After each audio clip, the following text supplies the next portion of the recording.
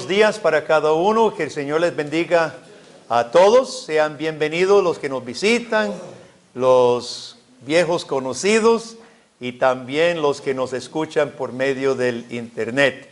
Esta es la Iglesia Pacto de Gracia que se reúne en San José, Costa Rica, una iglesia presbiteriana y reformada. Y hoy vamos a estudiar Dios primero, un poco más en el pasaje que iniciamos el domingo pasado, Tito capítulo 2, del 11 al final del capítulo. Y vamos a leer otra vez estos pocos versículos. Tito 2, del 11 al 15. Dice así la palabra de Dios. Porque la gracia de Dios que se ha manifestado para salvación a todos los hombres, enseñándonos que, renunciando a la impiedad y a los deseos mundanos, vivamos en este siglo sobria, justa y piadosamente, aguardando la esperanza bienaventurada y la manifestación gloriosa de nuestro gran Dios y Salvador Jesucristo, quien se dio a sí mismo por nosotros para redimirnos de toda iniquidad y purificar para sí un pueblo propio, celoso de buenas obras. Esto habla y exhorta y reprende con toda autoridad, nadie te menosprecie. Juan Calvino, comentando este pasaje, comentó que el deber de un buen maestro bíblico, es exhortar a los cristianos a que vivan una vida santa y no ocupar a la gente en temas inútiles. O sea, enfóquese. Lo que Pablo le dice a Tito, esto habla, exhorta y reprende con toda autoridad, y dice Calvino, no en temas inútiles. Tendemos a a desviarnos, y Pablo dice, no, pónganse serios, sobrios. La meta divina es reconciliar a todos los hombres, y esa frase en versículo 11 se refiere arriba a hombres de toda clase, hombres de alta clase en la sociedad hasta esclavos, a todos los hombres de todo nivel social. La meta divina es reconciliar en su iglesia a pecadores de todo nivel para que renunciemos la impiedad y los deseos mundanos y vivamos sobria, justa y piadosamente. Y es la gracia de Dios. Y les animo que si no escuchó el sermón del domingo pasado, les animo a que lo escuche, porque estoy presuponiendo hoy todo lo que dijimos el domingo pasado. Es la gracia de Dios manifestada que nos enseña todo esto. Y quiero ampliar esta parte acerca de la gracia de Dios, qué es lo que nos enseña. Pablo dice, estamos continuando, recuerde, de lo que hablamos el domingo pasado, básicamente versículos 11 y 12. Y en versículo 13, Pablo dice, aguardando la esperanza bienaventurada. ¿Qué es este término aguardar? Aguardar es casi como esperar, ¿verdad? Pero es más. Si usted va a hacer un trámite y le dicen, bueno, espere, siempre hay un guarda en los bancos o en los lugares, ¿verdad? Alguien uniformado, espere aquí hasta que lo llamen. Entonces usted se cruza de brazos y espera. Pero eso realmente no es aguardar. Pensamos en el día de bodas. El novio ya está en el lugar donde se va a tener la celebración. No ha llegado la novia todavía. Ya se pasó la hora, acordado. Pero el novio está aguardando, porque sabe que va a llegar. Aunque sea un poco tarde, aguarda la llegada de su futura esposa. O pensamos en la sala de partos. Bueno, ahora hasta los maridos ahora entran y ayudan, ¿verdad? Antes quedábamos afuera. Y el esposo aguardando las noticias. Es un varoncito, es una niña. Aguarda. Los cristianos aguardamos algo importante, hermano. La idea de aguardar es esperar con expectativa. Es esperar con anhelo. es esperar con deseo. Nosotros aguardamos, dice Pablo, la bienaventurada manifestación de la gloria de Cristo. Quiero hacerle la pregunta, ¿aguarda usted la venida de Cristo? ¿Aguarda la venida de Cristo? Los cristianos debemos aguardar esta venida, hermanos, porque no tenemos la salvación final en este mundo, ni la vamos a tener. La gracia de Dios nos enseña, hermanos, y nos capacita a esperar mientras vivimos en este mundo lleno de pecado, de manera sobria. Eso es lo que dice Pablo. ¿Qué es lo que aguardamos? Porque está relacionado. Aguardamos una manifestación gloriosa. Ahora estamos de acuerdo, Dios manifiesta su gloria en la naturaleza. Dios manifiesta algo de su majestad. Estos días, yo no sé si usted ha apreciado las puestas del sol, pero en estos días han habido unos anaranjados fuertes, poniéndose el sol de mi casa. Yo no sé, estoy arribita porque siempre tengo buena vista de la puesta del sol. Y han habido unas puestas del sol impresionantes. Claro que Dios manifiesta algo de su gloria en la creación. Pero hermanos, este mundo sigue contaminado del pecado. Sigue sujeto a servidumbre. Y nunca se manifestará la gloria de Dios de manera plena. Y es por eso que Pablo dirige la mirada del cristiano a la gloria venidera, real y plena. ¿Sabe por qué? Porque los impíos de este mundo intentan crear gloria. Intentan fabricar gloria, hermano. Es que Dios nos creó para gloria y el ser humano lo sabe. Dios nos creó desde el principio a participar de su gloria un día. Adán y Eva iban para la gloria. Y cuando nos rebelamos contra aquel Dios glorioso, hermano, siguió la espinita en el corazón de deseo de gloria, de saber que fuimos creados para gloria. Entonces, ¿qué hace el hombre impío? ¿Qué hace el hombre rebelde en la tierra? Busca crear su propia gloria. Como no esperamos que Dios traiga su gloria, entonces yo no sé si has visto, seguramente, películas o fotos, Las Vegas de noche. Yo no he visto, creo que he cruzado por Las Vegas, ni me acuerdo, creo que no. Pero uno ha visto las fotos. Mira, eso es una belleza. Las luces de Las Vegas, los casinos, los hoteles, los bares, todo. Eso es una cosa, podríamos decir, es glorioso. Las luces.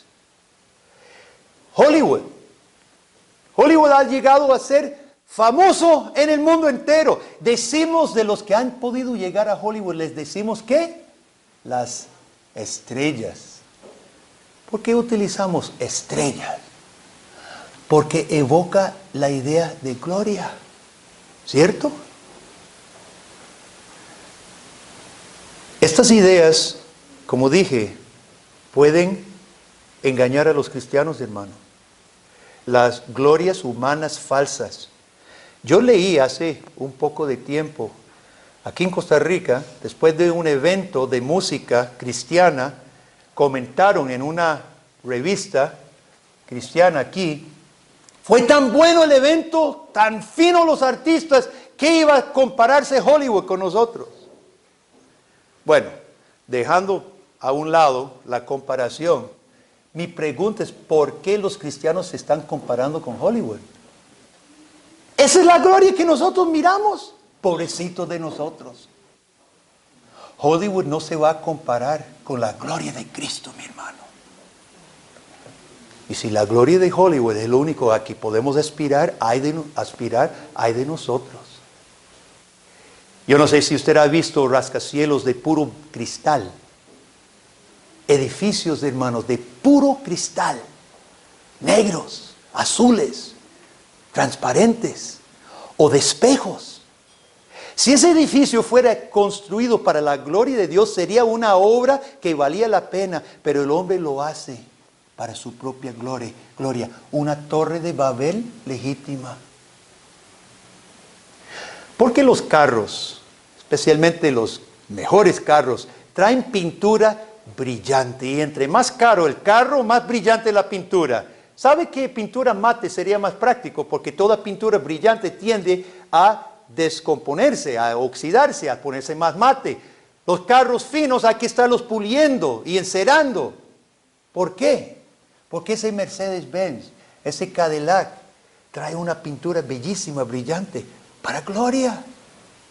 Para gloria. Los que tienen suficiente dinero adornan sus cuerpos con oro legítimo, diamantes no sintéticos, perlas sacadas del ostión del mar.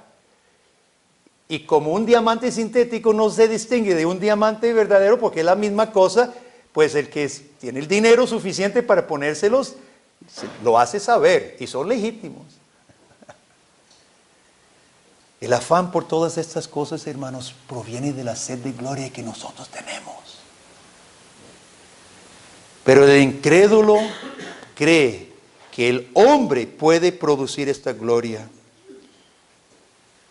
Cree que el hombre, por su propia fuerza, por su propia obra, puede producir su propia gloria.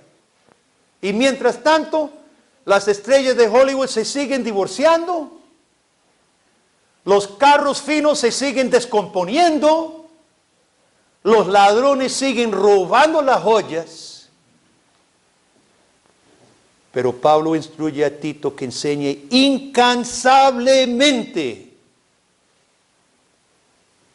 que los cristianos esperemos solamente verdadera gloria divina y eterna con la venida de Jesucristo. He aquí, hermanos, he aquí el poder vivir sobriamente en este mundo, solo aguardando ese día. Si no vivimos para ese día, ¿para qué día vivimos? Si no vivimos para el día final, cuando venga Cristo, ¿para qué estamos viviendo? Para el hoy, el aquí, el ahora. Es que solo hay dos opciones. Y eso es lo contrario de vivir sobrio. Eso es lo que Pablo dice. Si no vivimos aguardando la esperanza, no podemos vivir sobriamente, justamente, piadosamente. Un día de estos, hablando de la diferencia entre vivir sobriamente, hermanos, y vivir solo para el hoy, Alita no había llegado y yo me hice mi cena de todos los días, 2 huevos fritos y un pan tostado y mi taza de café. Y como no estaba Alita, dije, bueno, voy a ver noticias. Y me fui para la sala y puse la televisión. Era como las 6, 6:30, no había noticias en Canal 6, Canal 7, todavía era uno de esos programas que yo sé que ningún reformado los ve porque son tan, no sé qué palabra utilizar, simplemente voy a decirlo fino, intelectualmente cero. Un programa de diversión tonto. Y yo me puse a pensar, ¿cómo es posible que, porque había escuchado, uno de esos programas es el más visto en Costa Rica? El más favorito. ¿Cómo es posible que seres humanos con cerebro pase tiempo viendo tonteras tan inútiles, tan no sobrios como esto, hermano? Hace la semana antepasada, los hackers hackearon el sitio de Ashley Madison, un sitio dedicado al adulterio, un sitio donde personas casadas podrían buscar otras personas casadas con quienes tener lance. Y los hackeadores sacaron la lista de nombres, ya 3 se han suicidado por las consecuencias de ser desenmascarada su inmundicia, y otros más con toda la vergüenza que está saliendo. ¿Qué pasó, hermanos? Gastan su tiempo y su dinero meramente en sí mismos, jamás esperando Cristo. Soy yo, mi pasión y mi lujuria que cuenta hoy, ahora, aquí, no sobrios, no aguardando nada, entregándose. Piensa en todo el dinero y el esfuerzo y el tiempo gastado en los vicios. Ahora, hay dos clases de vicios. ¿Estamos de acuerdo? Están los vicios físicamente destructivos, inmediatamente. Las drogas, el licor te destruye, obviamente. ¿Estamos de acuerdo? Se gasta tiempo y dinero en los vicios físicamente destructivos. Pero pensemos en los otros vicios aceptables de la sociedad, como comprar lo que uno no necesita. Usted sabe que la compradera se vuelve un vicio. Yo no estoy hablando de comprarse un lujito de vez en cuando. Dios no prohíbe eso. Dios nos ha dado cosas de este mundo que disfrutar. Pero otra vez comprar lo mismo, comprar algo parecido y seguir comprando sin necesidad de ello, hermano, es un vicio. Tiempo, dinero y esfuerzo gastado en lo que yo no necesito. ¿Qué estoy pensando? En el yo y en el ahora. No estoy pensando en la venida de Cristo, ni cómo mis recursos puedan ayudar a otros. Eso se vuelve un vicio. Tiempo, esfuerzo y dinero pasado ante películas, videojuegos, ante la televisión. Se vuelve un vicio. El mismo ejercicio de deporte puede volverse un vicio. El ejercicio es bueno. Yo debería practicar un poquito más. Probablemente. Es sano. Pero cuando se hace una cosa en que yo dedico tiempo, esfuerzo, dinero, tengo que tener los tenis más caros y esto y lo otro, ya no estoy pensando en Cristo ni su reino, ni celoso de buenas obras. Lo menos que estoy pensando es, ¿cuál buenas obras Dios preparó de antemano para que yo anduviésemos en ellas? Estoy pensando en mí, cómo me sienta, qué voy a hacer. Todo esto es vivir no sobrio, hermanos. Y cuando el cristiano aprende por la gracia de Dios a fijar su corazón y su esperanza en la segunda venida de Cristo, ¿qué es lo que pasa en el corazón, hermano? Usted se llena de gratitud y usted se llena de gozo de servir a Cristo mientras aguarda. Eso es lo que lo que Pablo está diciendo. Mientras aguardamos ese gozo, la gracia del Señor me ha enseñado a aguardar sirviendo a pesar de las circunstancias. Y hermanos, esta palabra de Dios y la gracia de Dios viene a enseñarnos a esperar más y más. Dice la gracia enseña. ¿Qué es toda enseñanza? Un proceso. Usted el primer día que se convierte sabe que Cristo va a venir. Y está bien, usted comienza a esperar ese día. Pero cada día que pasa, hermano, usted debe aprender a esperar más. A esperar más ese día. En anhelo por Cristo y su venida, debe crecer a ser algo que se posesiona de ti. Ocupa tu pensamiento. Es tu anhelo y tu meta. Ese día. El cristiano que aprende a guardar ese día, solo quiere ser hallado ocupado para la gloria de Cristo cuando Cristo aparezca. Note que Pablo dijo, la manifestación gloriosa. Gloriosa. Pudo haber dicho la manifestación de Cristo. Pero Pablo agrega ese calificativo, la manifestación gloriosa de Jesucristo. Todo nuestro anhelo, hermano, debe ser la gloria de Cristo. Toda nuestra esperanza es la gloria de Cristo. Y solo deseamos que todos los hombres, dice Pablo, que el mundo entero vea la gloria de Cristo.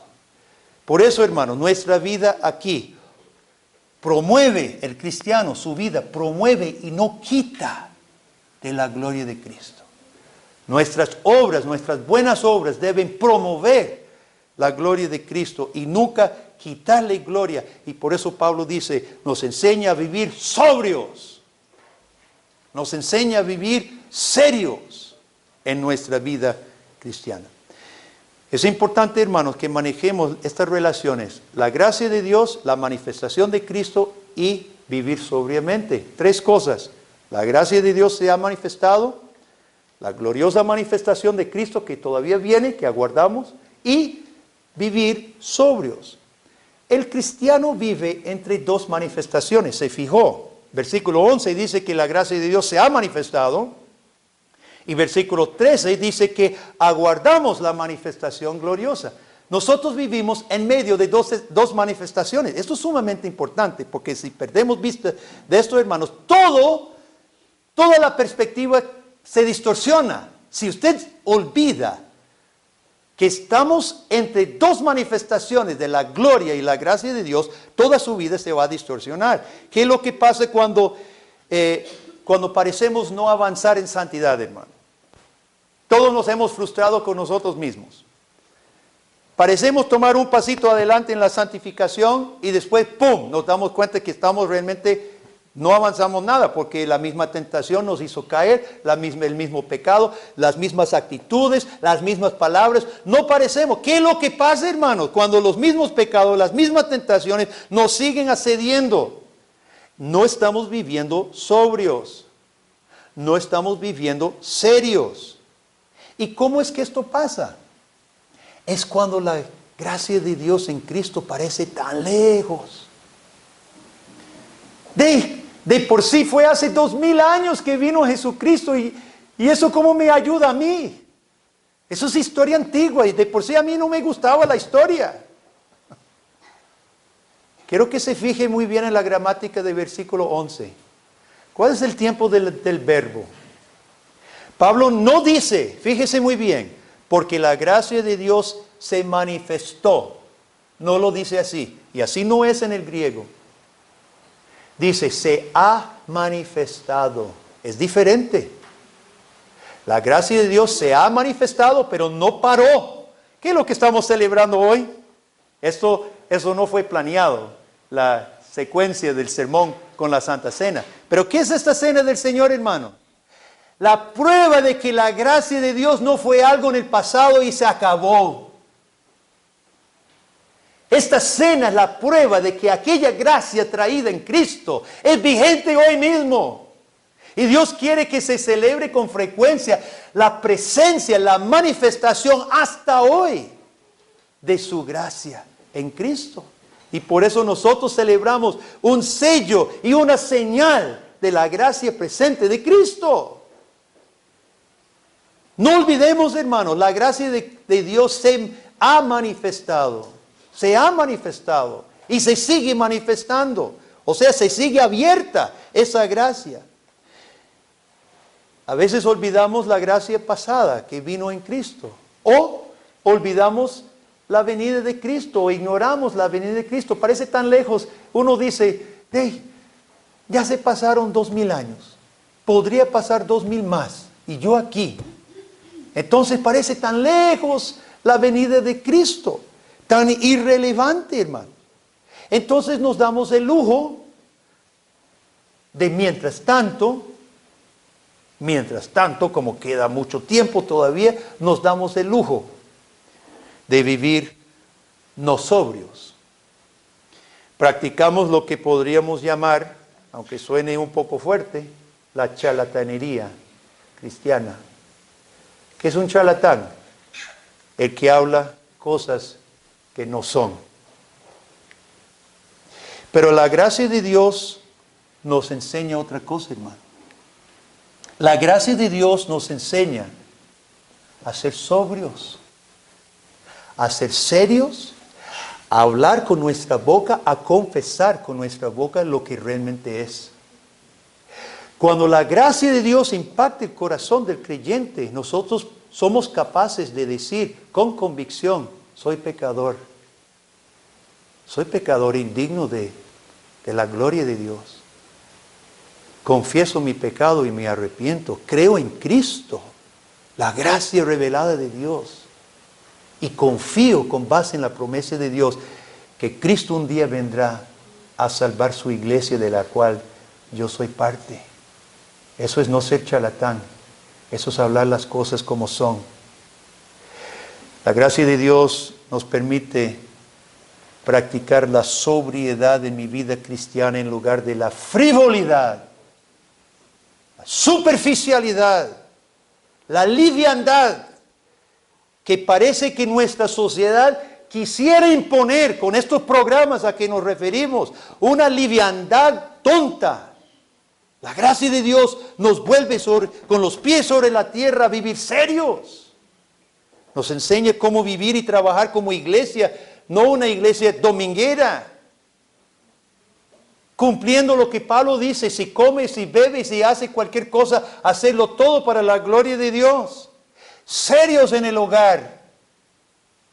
Buscando en el matrimonio ese reflejo de Cristo y su iglesia. Si usted es marido, amando a su mujer como Cristo amó a la iglesia y se entregó a sí mismo por ella. Si usted es esposa, respetando a su marido como la iglesia respeta a Cristo, como matrimonio, serios. Esto no es fácil. Esto no es fácil en el mundo, con el pecado en el corazón. No es fácil. Es ser serio de este negocio a que Dios nos ha llamado. Con los hijos. ¿Cuántas familias, hogares, hermanos, están capacitando a sus hijos a ser sobrios y serios? No otro evangelio superficial y liviano. Soldados del reino de Dios. Trabajo en el reino, juntos. Trabajo juntos en lo que requiere diligencia, no perezosos, dice el apóstol. Yo quisiera mencionar lo que yo llamaría la mística reformada, porque yo creo que en este pasaje está posiblemente la definición más compacta de lo que yo llamaría la mística reformada.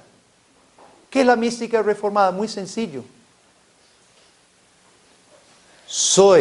Reconocer que soy salvo solo por la gracia de Dios para servir al Señor con buenas obras. Esa es la mística reformada. La convicción y certeza de ser salvo por la gracia de Dios, no por mis obras.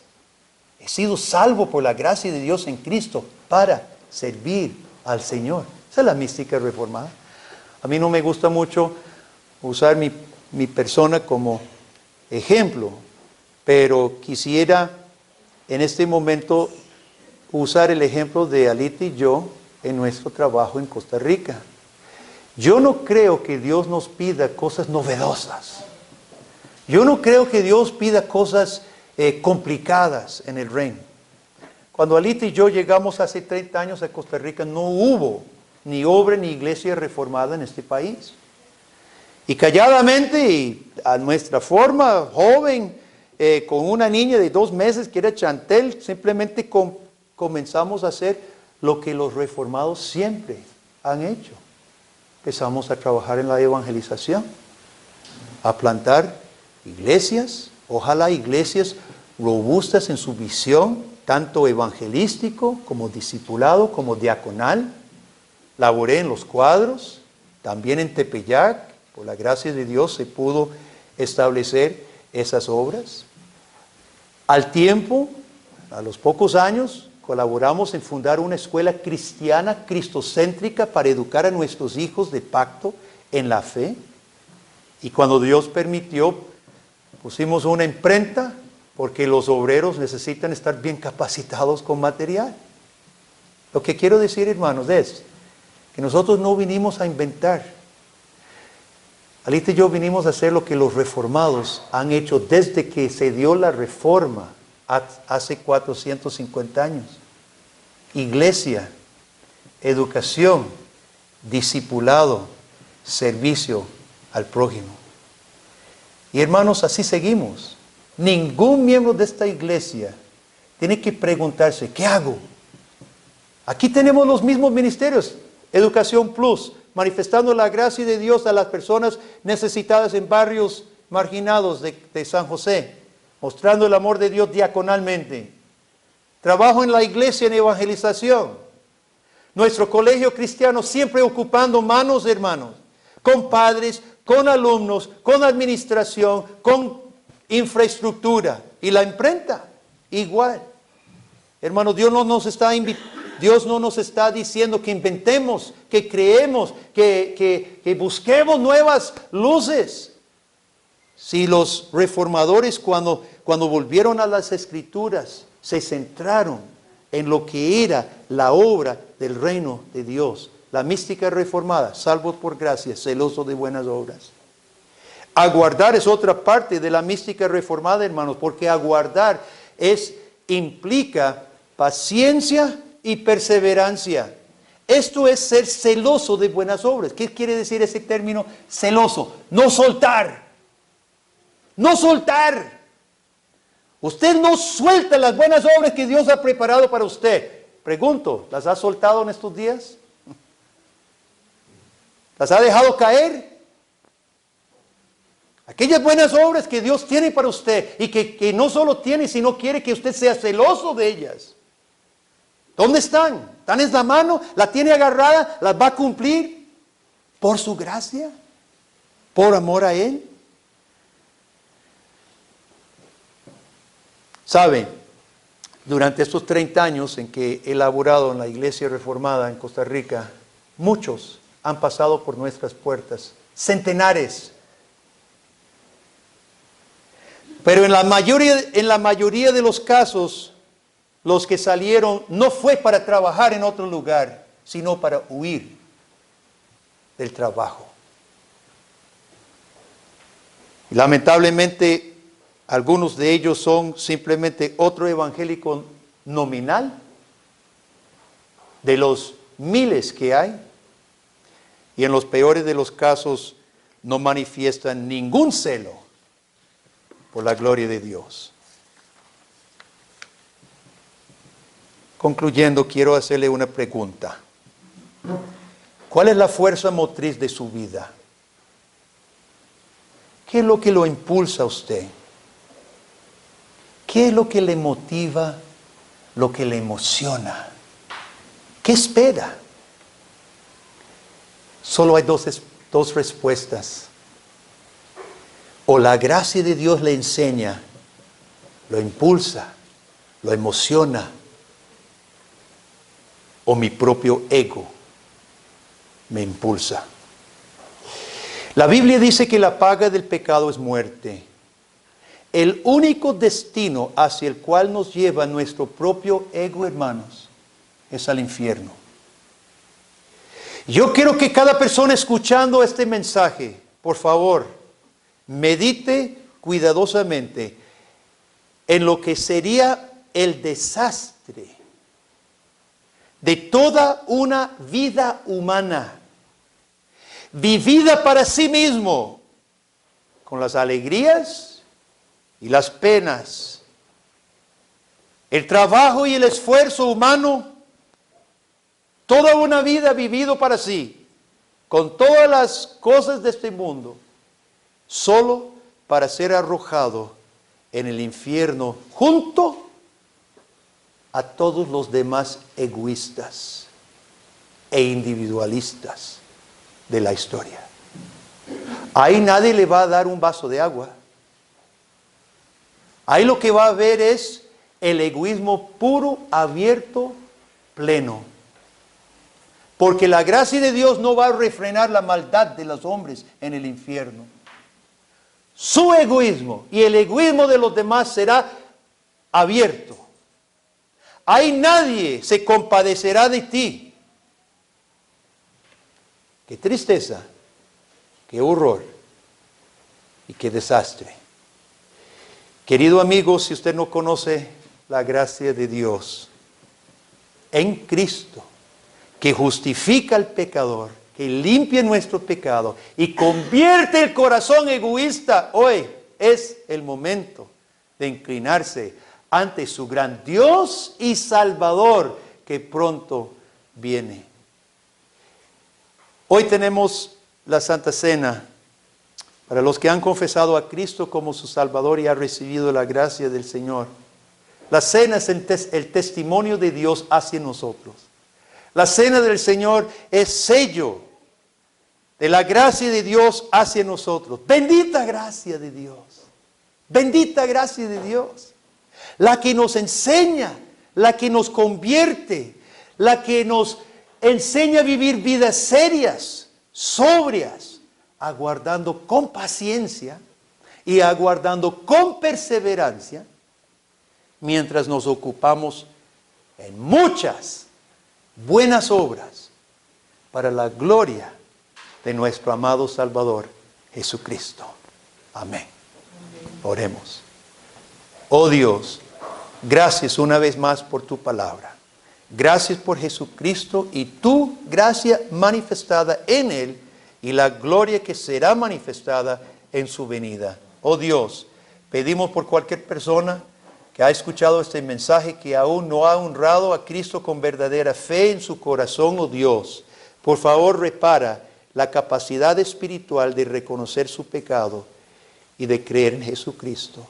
Y para todos tus hijos, oh Dios, reconocemos también que a veces mengua nuestro celo por las buenas obras, olvidando esa gracia que nos enseña, Señor. Por favor, perdónanos, Dios, y ahora ayúdanos a recapacitar en convicción, en gratitud, en amor para contigo, Dios, para que este pueblo sea un pueblo realmente consciente de su redención en Cristo y que seamos celosos de buenas obras. Lo pedimos en el nombre único de Cristo. Amén.